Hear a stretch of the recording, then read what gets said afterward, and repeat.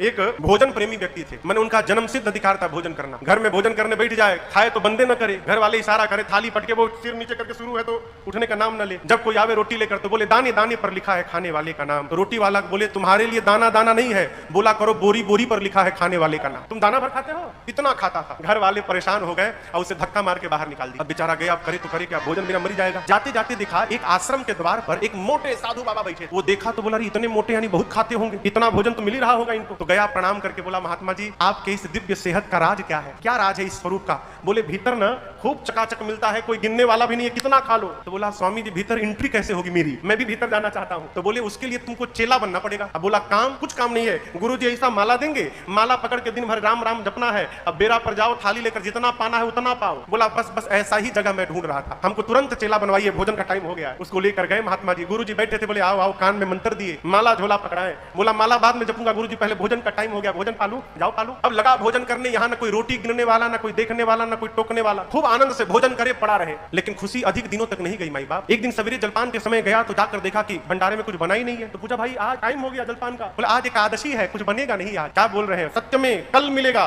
गया गुरु जी के पास, कहा गुरु जी कह रहे हैं एकादशी है। हाँ बेटा आज एकादशी है, भोजन गुरु जी कल द्वादशी को। बोला गुरु जी एकादशी रह जाऊंगा तो द्वादशी देखने लायक बचूंगा नहीं, मैं भोजन के लिए साधु बना हूँ गुरु जी, भोजन नहीं मिलेगा मैं मर जाऊंगा गुरु जी, मुझे भोजन करना है। गुरु जी बोले देखो ये तो मानेगा नहीं, मना कर दूंगा तो चोरी छिपे खा लेगा। बोले अच्छा एक काम करो, यहाँ तो बनेगा नहीं, तुम राशन ले लो और राशन लेके जाओ, नदी के किनारे बना के खा लेना तुम, लेकिन ठाकुर जी को पहले भोग लगा देना फिर खाना। एक दूसरे चेले को गुरु जी बोले देखो बहुत ज्यादा खाता है ये, तो 2 आदमी का भोजन देना, राशन दे देना, अपना बनाएगा। गया नदी के किनारे भोजन बनाया। अब बनाने के बाद गुरु जी की बात याद आई कि भगवान को भोग लगाना। सामने रखा, कहा राम जी भोग लगा लीजिए फिर मैं पाऊंगा। घंटों रटता रहा, भगवान आई नहीं, बार बार कहता है। अब वो घंटों कहता रहा राम आइए प्रभु राम आइए, भोजन का भोग लगाइए, भगवान आई नहीं। अंत में आ गया, उसे क्रोध, बोला आखिरी बार बोलता हूँ आना है कि नहीं आना है? अब मैं बोलूंगा नहीं, और आप इस चक्कर में है कि आश्रम में पालूंगा, वहां के डर के मारे मैं इधर आया हूँ। वहां के भरोसे बैठोगे तो ठन गोपाल हो जाओगे, वहां बना ही नहीं है आज, इसलिए पाना है तो सीधे आके भोग लगाओ, नहीं तो मैं शुरू कर दूंगा। अब जब ऐसे बोला भगत तो आपको बतावें उसके सामने भगवान साक्षात प्रकट हो गए। लेकिन आप तो खुशी में ताली बजा दी, वो खुश नहीं भया, वो दुखी हो गया। क्यों? बुलाया था राम जी को, आ गए सीताराम जी, 2 लोग आ गए। अब वो देखा 2 आदमी का भोजन है, 2 यही आ गए तो हमारे लिए क्या बचेगा? बोला आप 2 लोग आ गए। राम जी बोले हम दोनों साथ में ही रहते हैं। गुरु जी तो नहीं बताए थे, बोले थे राम जी को भोग लगाना, अच्छा आए है तो पा लीजिए। मैया और भगवान पाए, थोड़ा सा उसके लिए छोड़ दिए, बेचारा आधा पेट पाया। बोला ये बताइए अगली एकादशी को भी आप 2 ही लोग आएंगे ना?